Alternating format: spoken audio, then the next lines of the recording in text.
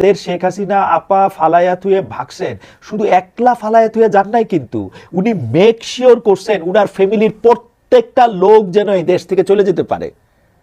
উনি make sure করছেন উনার ফ্যামিলির লোকদের প্রত্যেকজনই যাতে এই দেশ থেকে চলে গিয়ে বিদেশে আরাম আয়েশের সাথে দিন কাটাতে পারে। আমি তো শুনি নাই আওয়ামী লীগের মন্ত্রীরা এমপিরা কেউ ইন্ডিয়া গিয়া, আমেরিকা গিয়া, ইংল্যান্ডে গিয়া বা বিদেশে কোথাও পালায় গিয়া ভিক্ষা করতেছে, আরেকজন মানুষের বাসায় গিয়া উঠছে। উঠে নাই তোরে ভাই, নিজের পয়সা দিয়া সুন্দর করে খাইতেছে, পড়তেছে, চলতেছে। কারণ এই শেখ হাসিনা তাদেরকে বলছে যে এই টাকা পয়সা নিয়ে ভাইগা যাও, তারপরে আমিও আসতেছি পিছনে পিছনে। একজন কর্মীরও বলে নাই যে 4 তারিখে বললে, 4 তারিখেও বলে নাই যে 5 তারিখে আমি চলে যাব। উল্টা কথা বলছে। সেই শেখ হাসিনার কথা মানে এই হরতাল মরতাল করবে? মানে সিরিয়াসলি এই আওয়ামী লীগের লোকজন এই আওয়ামী লীগ করার আগে ভাই একটা চেক টেক করেন তো আপনারা ঠিক আছেন কিনা। জরুরি কিন্তু একটা চেক করা, ঠিক আছেন কিনা। এই আপনারা এই আওয়ামী লীগের হয়ে একটু জায়গায় জায়গায় পিকেটিং করবেন, একটু আলগা মায়ের মুড় খাবেন, তারপর গিয়ে দেখবেন এই সরকার কত খারাপ। এই তো উদ্দেশ্য। এদিকে ডক্টর ইউনূস সাহেবের কথা আসে।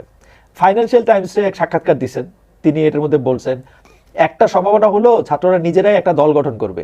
শুরুতে যখন তারা উপদেষ্টা পরিষদ গঠন করছে তখন আমি 3 জন ছাত্রকে আমার উপদেষ্টা পরিষদে নিয়েছিলাম।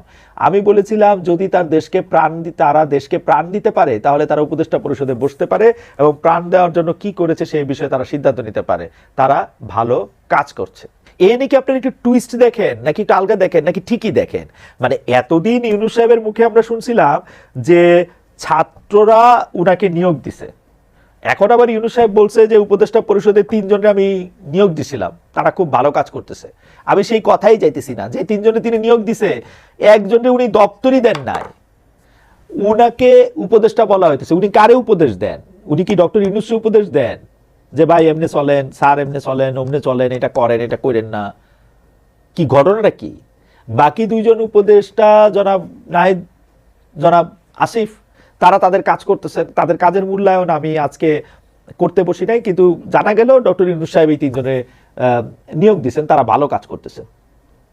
তার মতে ছাত্রদেরকে পুরা জাতি চেনে এবং তারা দল গঠন করলে মানুষ তাদের ভোট দেবে। ভালো কথা।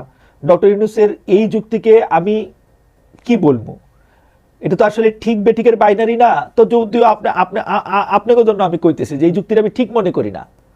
কারণ সাধারণ মানুষ ভোট দেয় দলের মার্কা দেখে, নির্দিষ্ট এলাকায় ক্যান্ডিডেট দেখে। রাজনীতিতেও সংস্কার লাগবে, আর তা সাধারণ মানুষকে নিয়েই করতে হবে।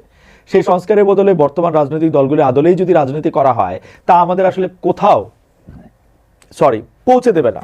তাহলে ছাত্ররা হয় একবার বিএনপির সাথে, মানে ছাত্রদের কি করার আছে, তারা হয়তো বিএনপির সাথে বোঝাপড়া করে একটু বৈশা 2টা 3টা 4টা 5টা বা যে কয়টা হোক সিটের একটা মানে একটা বোঝাপড়া করে যে কয়টা সিট আমাদেরকে দেন করে নিতে পারে, অথবা আরেকবার জামাতের সাথে বোঝাপড়া করে এটা নিতে পারে। কেন আমি এটা বলতেছি যে দেখেন ওই প্রচলিত ধারা রাজনীতি, যে রাজনীতিটার বাইরে আসার জন্য নাকি নতুন রাজনৈতিক বন্দোবস্তের কথা নাকি বলা হয়েছিল, মিন করা হয়েছিল, সেইটার মধ্যে কিন্তু নাই।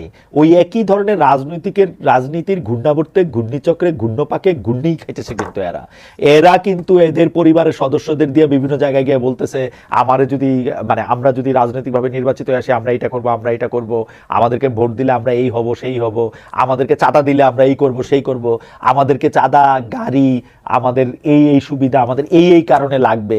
একই চক্র কিন্তু একটু ছোট স্কেলে, একদমই ছোট স্কেলে, তা মানে একই চক্র কিন্তু।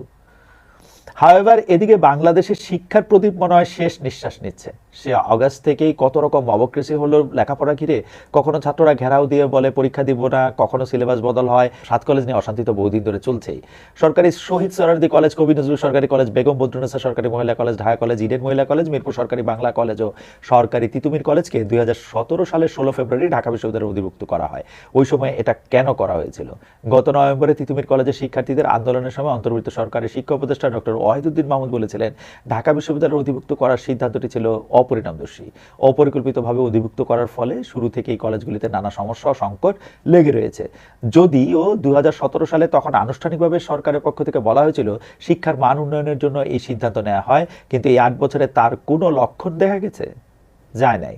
বরং হয়েছে তার উল্টোটা, ঢাকা বিশ্ববিদ্যালয়ের দায়িত্ব নিল, কোনো মনোযোগ দেয় নাই। মনোযোগ দেয় নাই সেইটারও অনেক কারণ আছে।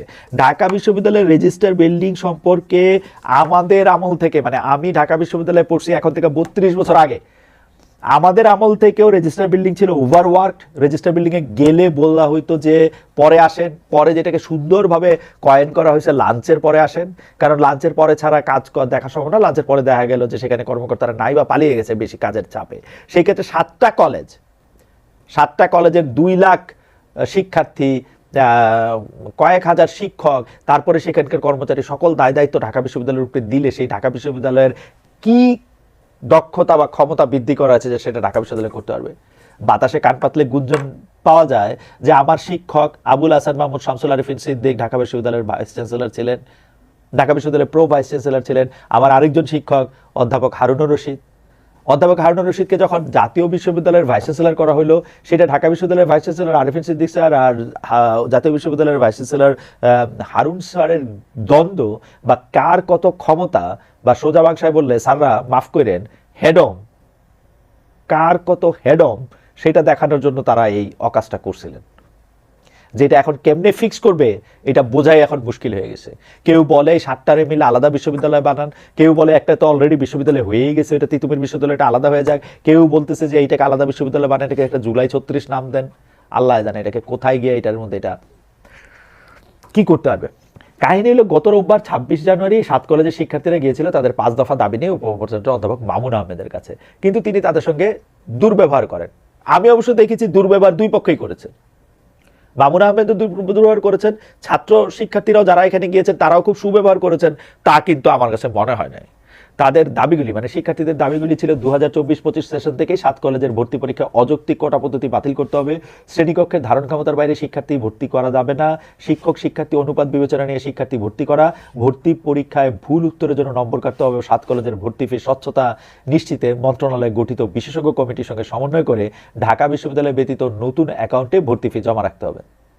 ভাই, এখানে তারা যে সমস্যাগুলি ফেস করতেছে সেগুলির সমাধান চাইতে গেলেও, আর আপনি শিক্ষক, প্রফেসর, এত জনপ্রিয় শিক্ষক, আপনি মেজাজ হারালেন, আপনি কি জানি বলতে থাকলেন, কেমন জানি একটু ধমক দিতে থাকলেন। আমি আগে বলছি অবশ্য, ছাত্রছাত্রীদেরকে বলা হয়েছিল যে তোমরা 2 জন আসো, তাদের মধ্যে থেকে একাধিক জন আসছিল এবং তারাও বেশ একটু ধমকের সুরেই কথা বলতেছিলেন।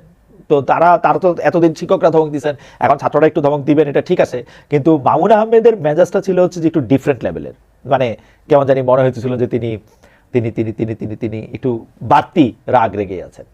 এরপর ছাত্ররা সন্ধ্যা থেকে রাস্তায় নামলে উপ-উপাচার্যকে তার আচরণের জন্য ক্ষমা চাইতে হবে এবং তাদের 5 দফা মানতে হবে এই দাবিতে। বেশ, শুরু হয়ে গেল লঙ্কাকাণ্ড। কাউন্টার দিতে নেমে গেল ঢাকা বিশ্ববিদ্যালয়ের বাহাদুররা, পুলিশ বিজিবি ভাইরা নেমে পড়লো দুপক্ষরে থামাতে। যদিও কলেজের ছাত্ররা অভিযোগ করেছে পুলিশ ভাইরা নাকি তাদের খালি পিটিয়েছে। তারপর থেকে যে কত কিছু ঘটছে আর তার আর দিশা পাওয়া যাচ্ছে না। 7 কলেজের ছাত্ররা হামলাকারী পুলিশদের প্রত্যাহার না করলে নিউ মার্কেট থানা ঘেরাও করার ঘোষণা দিয়েছে, উপ-উপাচার্যের পদত্যাগ চেয়েছে। সোমবার দুপুরে ঢাবি উপাচার্যের কার্যালয়ের সভাকক্ষে 7 কলেজের অধ্যক্ষদের সঙ্গে ঢাবি উপাচার্য অধ্যাপক ডক্টর নিয়াজ আহমেদ খান সিদ্ধান্ত নিয়েছেন 7 কলেজ আর ঢাকা বিশ্ববিদ্যালয়ের অধীনে থাকবে না। এখানে শেষ না, আবার জানা গেল এই 7 কলেজে পৃথক বিশ্ববিদ্যালয় করার পরিকল্পনা করেছে সরকার। এরপর আবার তিতুমির কলেজের ভাইরা বললেন না মানি না, তিতুমিরকে আলাদা বিশ্ববিদ্যালয় করতে হবে। অনশনে বসে পড়লেন তারা, আরো কত কিছু আসবে